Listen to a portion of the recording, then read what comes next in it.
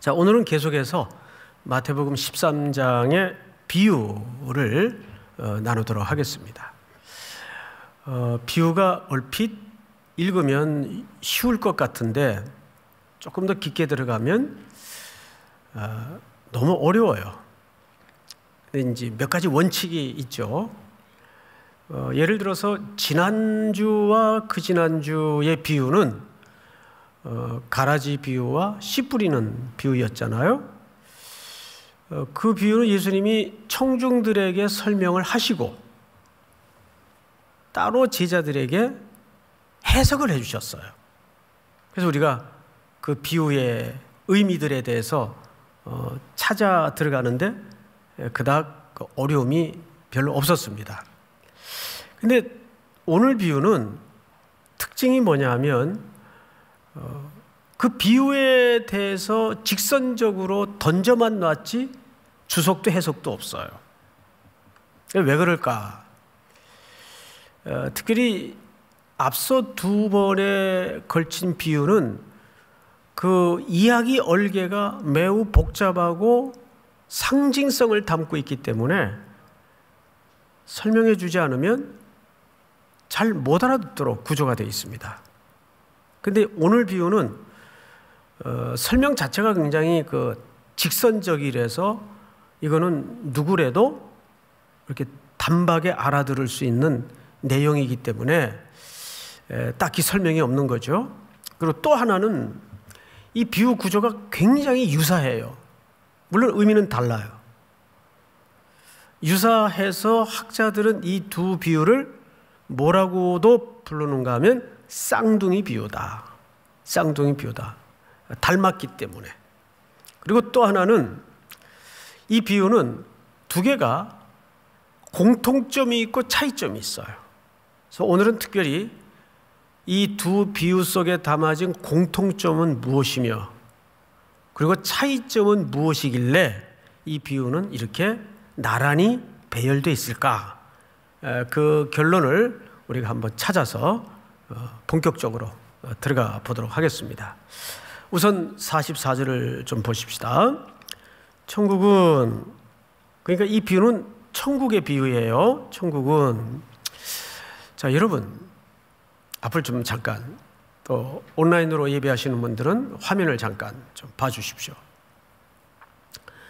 비유를 설명할 때 우리가 이제 혼선을 일으키기 쉬운 게 뭐냐면 비유가 너무 그 잣구 하나에 매달리다 보면 이 비유가 전체적으로 얘기하고 싶었던 중심 담론을 이탈하게 됩니다.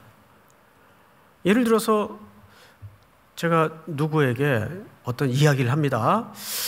내가 월요일 날 12시에 그 아무개를 만났는데, 그러면 12시가 중요합니까? 아무개를 만난 게 중요합니까? 아무개를 만난 게 중요하잖아요. 근데 듣는 사람이 이렇게 따지고 들면 왜 하필 12시에 만났는데? 그러면 뭐라고 설명을 할 거예요? 12시라는 시간 자체가 중요한 게 아니라 그 시간에 누굴 만났느냐가 중요하고, 누굴 만났느냐가 중요한 것보다 더 중요한 것이 왜 만났느냐? 여기까지 의미를 확대해야 이게 맞는 건데 왜 12시인데? 왜 하필 12시인데? 이러고 이제 따지면 이 이야기의 전체 그 기둥을 흔드는 결과를 갖는 거예요. 그러니까 오늘도 이 비유는 너무 착구에 매달릴 필요는 없습니다. 자, 그러면 천국은 마치 밭에 감추인 보화와 같으니, 그러니까 이 보화는 누군가 어떤 목적과 보관의 이유로 밭에다 감췄어요. 그런데 이 고대 시대는 이것이 가장 안전한 재물 보관의 방법입니다. 저희 어머님이 몇 년 전에 돌아가셨는데 어릴 적 기억이 나요. 6.25 때만 다가오면 저희들을 앉혀놓고 항상 고향 얘기를 하세요.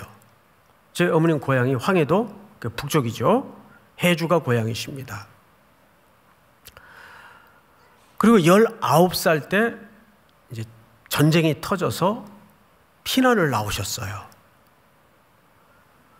근데 그때 저희 어머님이 이런 얘기를 하시더라고요.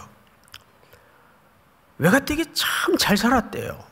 난 본 적이 없어요. 그냥 어머님 말씀이 잘 살았대니까 뭐 끝을 알 수 없는 과수원이 2개가 있었고 또 해주역 앞에 그 몇백 명씩 묵고 가는 장병들, 그때 그걸 여관이라고 그랬어요. 오늘날 러브호텔 같은 개념이 아니에요. 그런 게 2개나 운영이 돼 있었고, 그때는 부의 상징이 집에 전축이 있냐 없냐가 부의 상징이었대요. 그 전축이 2개씩이나 있었대요. 모든 게 2개였어요.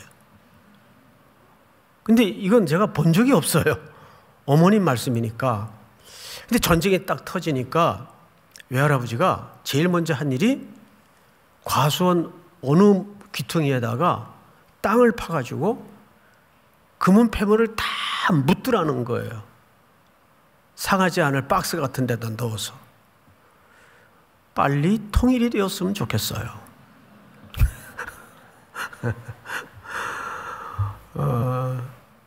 그러니까 불과 얼마 되지 않았던 이 근대사에도 그런 전쟁과 순환의 역사 속에 재물을 보관하는 가장 안전한 방법을 그렇게 사람들이 이해했듯이 고대 시대에도 그랬단 말이에요. 그래서 이 밭은 누군가의 밭이겠지만 그 보물이 정말 이 밭 주인 것인지 근데 아닐 개연성이 많다는 거예요. 그러다가 어떤 사람이 지나가다가 보화를 발견한 거예요. 근데 이 어떤 사람이 성경에는 굳이 농부라고 밝히질 않아요. 그러니까 농부일 수도 있고 말 그대로 어떤 사람일 수도 있어요. 그냥 somebody, 누군가 지나가다가 보화를 찾고 찾다가 발견을 한 겁니까? 우연히 발견을 한 겁니까? 우연히 발견을 한 거예요. 그러니까 이 첫 번째 초점을 흐려서는 안 돼요. 누군가 그 보화를 땅에 묻어놨는데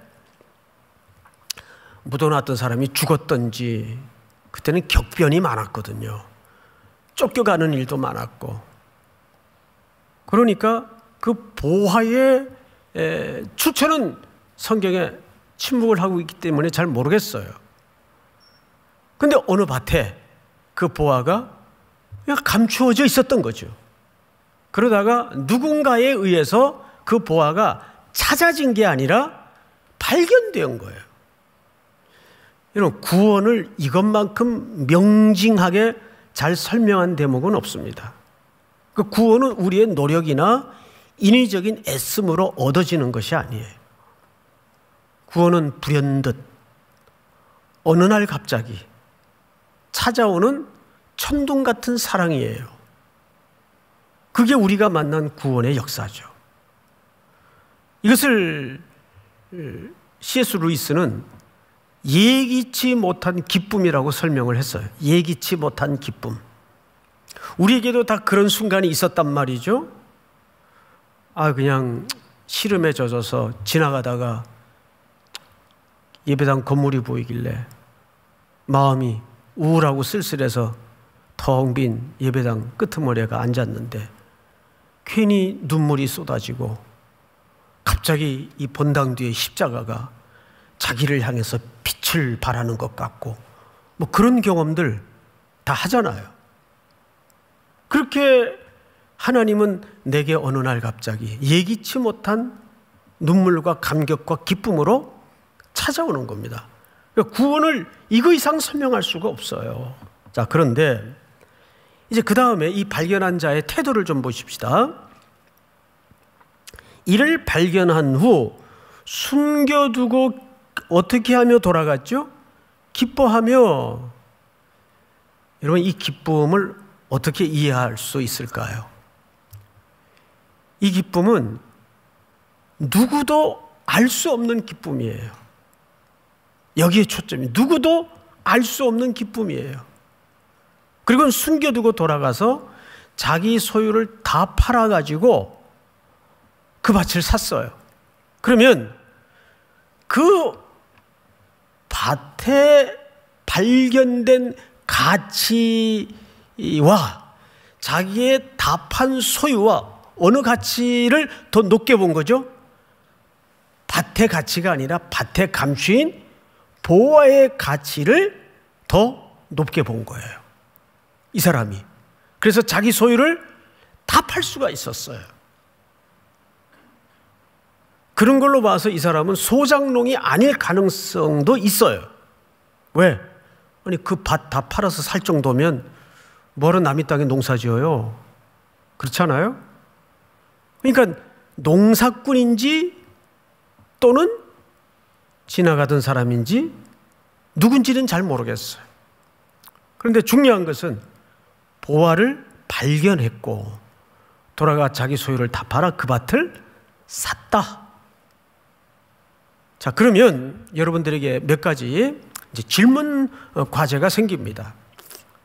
이 농부가 그 밭을 자기 소유를 다 팔아 산 것은, 첫 번째 질문, 밭 때문에 밭을 샀습니까? 보화 때문에 밭을 샀습니까? 그렇죠.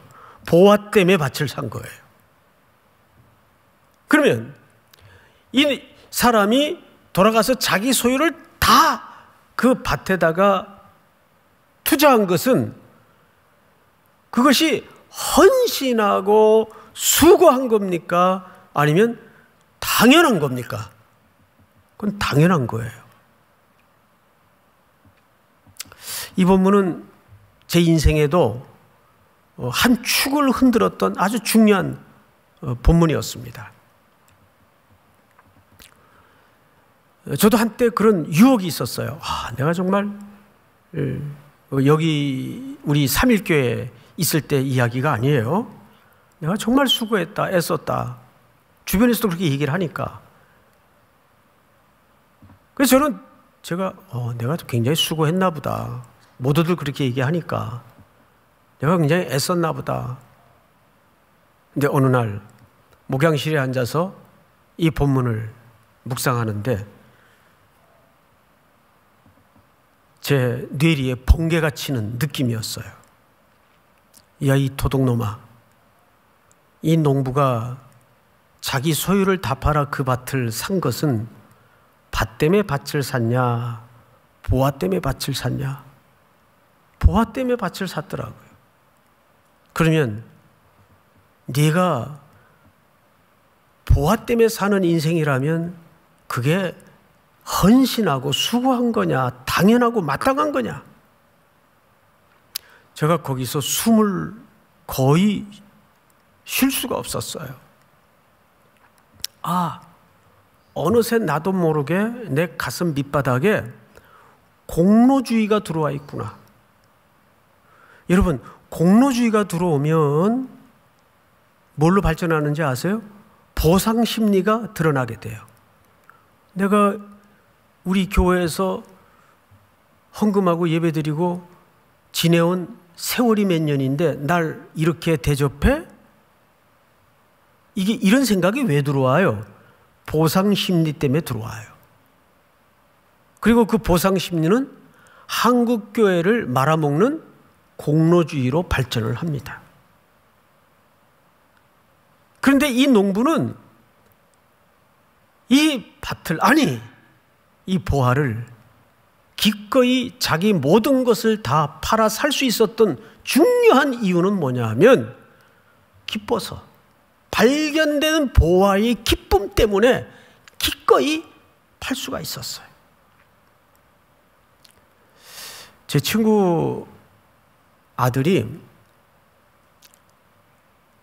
저 관악구에 있는 명문 대학 졸업반이었어요. 어느 날 이 아들이 아버지를 찾아와 이제 면담을 신청했죠. 드릴 말씀이 있어요. 앉아라. 오랜 기도 제목이었는데 학교 입학할 때부터 기도했던 일인데, 아버지, 저 아무래도 졸업하고 선교사 나가기 위해서 신학교 들어가야 될 것 같아요. 이 이야기를 듣는 순간 이 친구 목사는 왜 하필 너냐? 너 말고도 선교사 나가겠다는 사람들이 줄을 섰는데 너희 산골짜기에서 엄마 아빠 너 졸업하기만을 학수고대하고 기다리는 거 안 보이냐? 넌 이 집의 장남인데, 그리고 너 그 S대학이 아무나 가는 대학이냐? 그리고 네 앞에 보장된 탄탄한 진로와 미래 아깝지 않냐? 그냥 아들이 아버지 화만 내지 마시고 기도라도 좀 해보셔야죠. 솔직히 그 아들 말에 너무 부끄러웠대요. 그래서 얼마간 기도를 서로 하면서 아들과 아버지는 다시 마주 앉았어요. 기도했니? 그럼요, 제 문제인데. 아버지 기도하셨어요? 그럼 네 문제가 내 문제인데 기도해야지 당연히. 근데 아버지, 제가 기도하는 동안에 주변 분들로부터, 친인척들, 아는 벗들로부터 제일 많이 들었던 소리가 뭔지 아세요? 그래, 아무개야, 아깝지 않냐? 예, 맞아요. 그 소리 제일 많이 들었어요. 보장된 연봉, 일터, 탄탄한 미래, 아깝지 않냐? 아깝지 않냐? 근데 아버지, 이거 아세요? 진짜 영광을 만난 사람은 아까울 게 없던데요? 이 말에 아버지 고개가 툭 떨어집니다. 미안하다. 너무 힘들어서 그랬다. 우리 아들 잘 컸구나. 네 길 가라. 지금 선교사로 준비하고 있어요. 학교를 이미 졸업했고. 그렇습니다. 우리 빌립보서 3장을 보면 이런 본문이 있어요. 바울의 고백인데 같이 한번 읽어보십시다.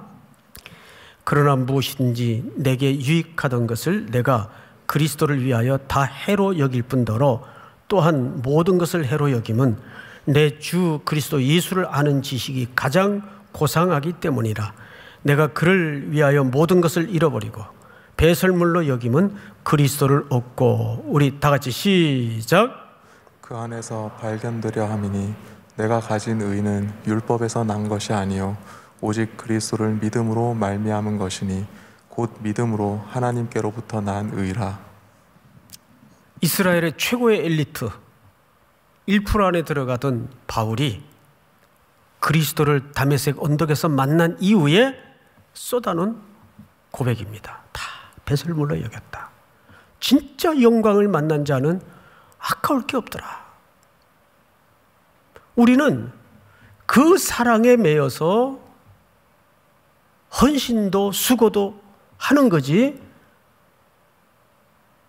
그 헌신 수고 자체가 공로주의나 나를 알아봐 달라는 보상으로 나가서는 안 됩니다.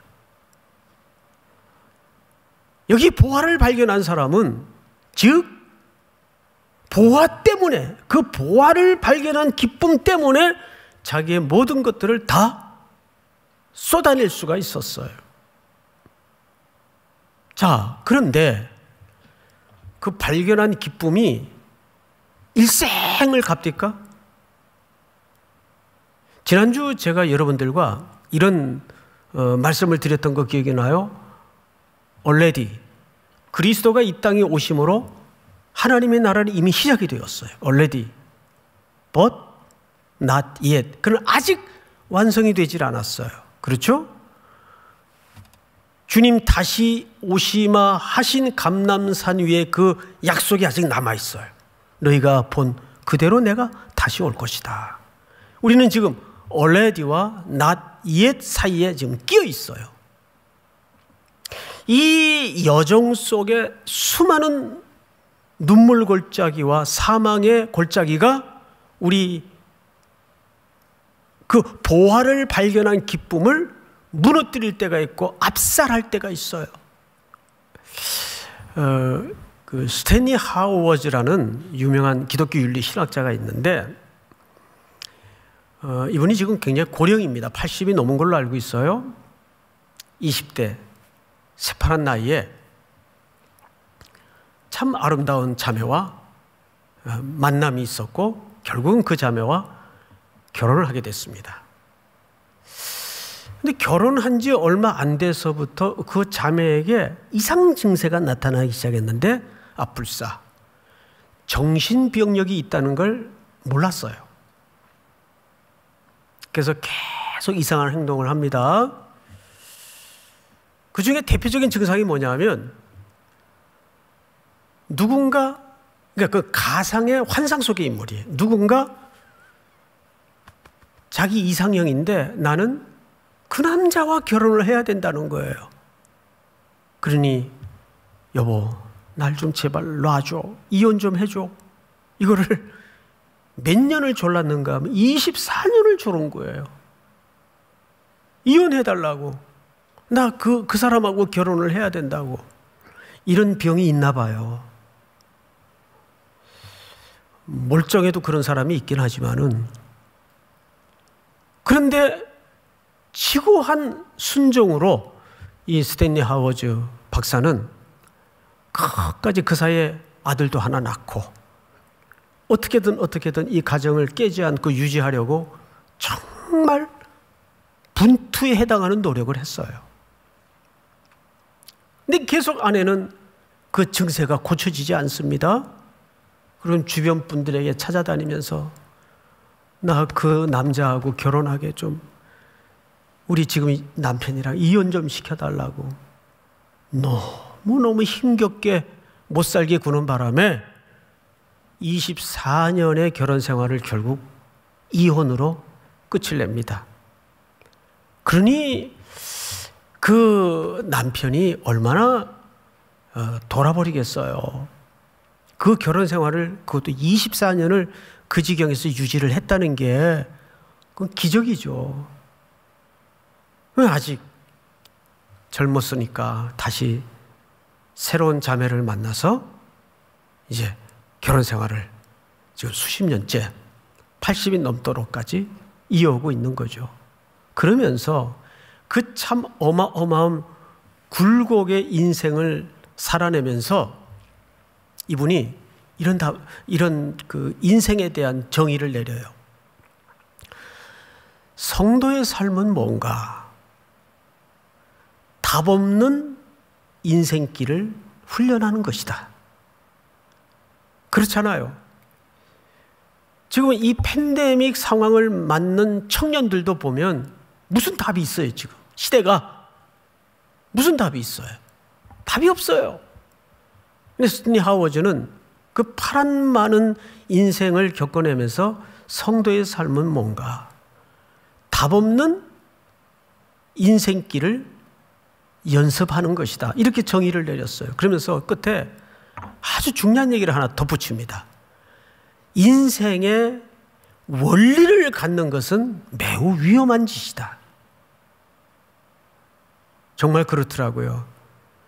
우리가 인생을 좀 뜨거운 맛을 못 볼 때는 인생이라는 말이지 이런 거야.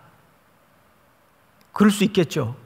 자기가 살아본 대로 다 되니까. 그거 왜 가난한지 알아?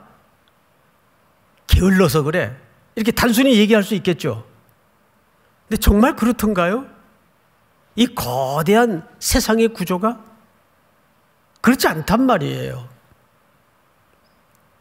그러니까 그런 구조적 악마저도 한 특정인들에게 뒤집어 씌우는 시대가 요즘 시대란 말이에요. 그래서 욥도 이 질문에 걸렸었어요. 나의 가는 길을 오직 그가 하시나니 내가 연단된 후에 정금같이 나오리라. 요 본문만 보면 멋진 신앙 고백처럼 들리지 않습니까? 그건 신앙 고백이 아니에요. 히브리 원문대로 새로 번역을 하자면 내가 바람 발자국 옮기는 걸 하나님께서는 다 아시면서 나를 시험해 보시면 내게 아무 흠이 없다는 것을 아실 수 있으련만 도대체 나한테 왜 이러세요, 하나님? 질문이에요, 고백이 아니라. 우리도 걸어가면서 이런 질문에 한두 번 부딪힙니까? 하나님, 이번 일은 너무하지 않습니까? 나 이렇게 고난을 겪을 만한 아무 짓을 안 했는데요. 왜 그러세요, 하나님? 질문이란 말이에요. 룻기에 나오는 나오미, 기쁨, 희락, 즐거움이라는 이름 뜻이죠. 그가 기근이 나자 모압 땅으로 건너가서 남편 잃고 기둥 같은 두 아들 맞아 잃어버렸어요. 그리고 집안은 거의 폐가가 되어 달랑 여자 셋만 남습니다. 한 며느리는 오르바라는 이름을 가진 며느리는 모압 땅으로 다시 오던 길에서 돌아가고 룻만 신앙 고백을 붙들고 어머님의 하나님이 나의 하나님이 되고 내가 어머님을 버리고 모압 땅으로 돌아가면 여호와께서 내게 벌을 내리실 것이라. 그거는 효심이 아니에요. 신앙 고백이에요. 그리고 베들레헴 고향 땅으로 돌아오는데 동리 사람들이 몰골이 망가져버린 나오미를 보면서 아니 저가 나오미가 아니냐, 나오미가 아니냐, 기쁨이요 희락이요 즐거움이 아니냐. 그러자 나오미가 그때 입에 한 말이 뭐예요? 나를 더 이상 나오미라 하지 마시오, 말하라 하시오. 말하라는 말은 무슨 뜻이에요? 쓰다. 인생을 살아내 보니까 답도 없고 의도대로 되지도 않고 쓰더라. 이게 나오미의 고백이에요. 자, 그런데 여러분, 그럼 우리는 어떻게 해야 될까요?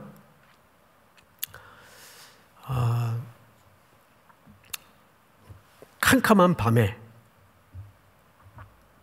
길을 잃었어요. 그것도 산 속에서. 찾다면 죽어요. 맹수의 위협이나 기온 때문에.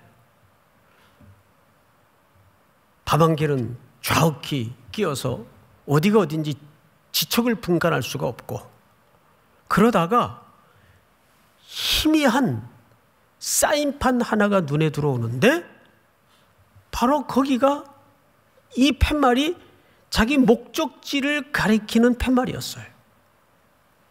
그래서 그 팻말을 부여잡고 이젠 살았습니다. 이젠 살았습니다. 그리고 팻말을 쓰다듬고 감격해서 막 지난 시간 그 길을 찾느라고 혼신의 진액을 뺐던 그 시간들이 주마등처럼 지나가면서 눈물도 나고 발견된 기쁨에 감격해서 거기 그렇게 있으면 돼요? 어떻게 해야 될까요? 그 다음에 가야죠. 가야 돼요. 그러다가 두 번째 팻말이 나왔어요. 앞으로 몇 킬로 남았습니다. 그러면 또 그 팻말 앞에서 감사합니다. 그래요? 그때부터 나오는 팻말은 또 쓱 한번 보고 지나가는 거예요. 왜? 아직 목적지가 오지 않았잖아요. 목적지가. 요즘 그 세계적으로 한국의 뜨거운 영화 한 편이 지금 난리죠? 미나리. 그 아이덴티티, 정체성이 얼마나 중요한가에 대해서 많이 생각을 갖게 하는 영화입니다. 제가 스포를 하고 싶어도 어느새 제 별명이 스포의 달인이라고 소개가 났더라고요. 얼마 전 절대 스포하면 안 되는 영화를 나도 모르게 결말을 얘기하는 바람에 근데 거기에 이제 특별히 조명을 받는 배우가 윤여정이라는 배우입니다. 다 아실 거예요. 아주 배우 기준으로는 참 훌륭한 배우죠. 근데 그분이 뒤늦게 배운 영어인데 다 의사소통이 되고 그 반 이상은 영어로 진행하는 그 영화의 대사를 다 소화를 해요. 그래서 이제 여러 사람들이 관심을 갖고 인터뷰, 기자들, 근데 그분이 남긴 어록이 많더라고요. 누군가 이렇게 물었어요. 그 당신의 그 명품 연기는 어디서 나오는 겁니까? 명품 연기요? 돈이 절실해봐요. 저절로 나오지. 나는 그 말에 너무 은혜를 받았어요. 아, 이분이 배우로 살았지만 대충 대강 살지 않았구나. 치열하게 살았구나. 예, 우리가 이미 임한 하나님의 나라 안에서 아직 도래할 하나님의 나라 사이에 지금 이 길을 가고 있어요. 발견된 기쁨이 영원히 지속되지 않아요. 그런 감정선에 속지 말라고요. 오늘도 지긋지긋한 하루고 또 치열한 일상일 수밖에 없지만 그냥 약속 하나를 붙들고 가는데 더 중요한 게 있어요. 예수님이 어떤 모델을 보이셨는가? 우리 히브리서 12장을 같이 한번 보도록 하십시다. 제가 먼저 읽겠습니다. 이러므로 우리에게 구름같이 둘러싼 허다한 증인들이 있으니 모든 무거운 것과 얽매이기 쉬운 죄를 벗어버리고 인내로서 우리 앞에 당한 경주를 하며 다 같이 시작. 믿음의 주여 또 온전하게 하시는 이인 예수를 바라보자. 그는 그 앞에 있는 기쁨을 위하여 십자가를 참으사 부끄러움을 개의치 아니하시더니 하나님 보좌 우편에 앉으셨느니라. 3절 다 같이 시작. 너희가 피곤하여 낙심하지 않기 위하여 죄인들이 이같이 자기에게 거역한 일을 참으신 일을 생각하라. 우리 2절을 한번 돌려주십시오. 여기 보시면 믿음의 주여 또 온전케 하시는 이인 예수를 바라보자. 그는 그 앞에 있는 뭐를 위하여? 기쁨을 위하여. 결국 성경 전체의 또 하나의 주제가 잃어버린 기쁨의 회복이 주제입니다. 그래서 마지막 계시록 22장은 어린 양의 잔치로 끝이 나요. 누가복음 15장에도 아버지가 함께 즐기자로 초대를 하고 있어요. 앞에 있는 즐거움이 있단 말이에요. 이르기 위해서는 우리에게 구름같이 둘러싼 허다한 증인들이 있어요. 자, 예를 들어서 정말 어마어마한 비경이 자리 잡은 목적지에 가는데 가파라요. 힘이 들어요. 일행들과 함께 출발을 했는데 자기는 다리도 아프고 몸도 피곤하고 중간에 걸터 앉아서 아유, 갔다가 온 일행들 보면 그냥 섞여서 내려가야 되겠다. 도저히 못 올라가겠다. 근데 먼저 앞서 부지런히 올라갔던 일행들이 그 어마어마한 목적지의 풍경과 비경을 보고 내려오는 길입니다. 아니, 왜 여기 앉아 있어? 아우, 너무 힘들어서 못 가겠어. 가보니까 어때? 야, 죽여. 이건 말로 설명할 수가 없어. 일단 가봐. 내 언어가 부족해. 그러면 다시 힘을 내서 갈까요? 안 갈까요? 웬만하면 갑니다. 웬만하면 갑니다. 그래서 증인들이 중요한 거예요. 증인들이. 아유, 거기 안 가는 게 나아. 괜히 땀만 뺐네. 그런 증인 만나면 어떻게 될까요? 여기까지도 괜히 올라왔네. 그럴 거예요. 구름같이 둘러싼 허다한 증인들이 있어요. 사랑하는 형제자매 여러분, 진짜 영광을 발견한 자는 아까울 게 없습니다. 오늘도 앞에 있는 즐거움을 향해서 현실이라는 시공간의 현장은 고달프지만 또 용기를 내고 믿음을 추스려서 쫓아가고 달려가는 은혜가 있기를 주님의 이름으로 축복합니다. 우리 다 일어나십시다.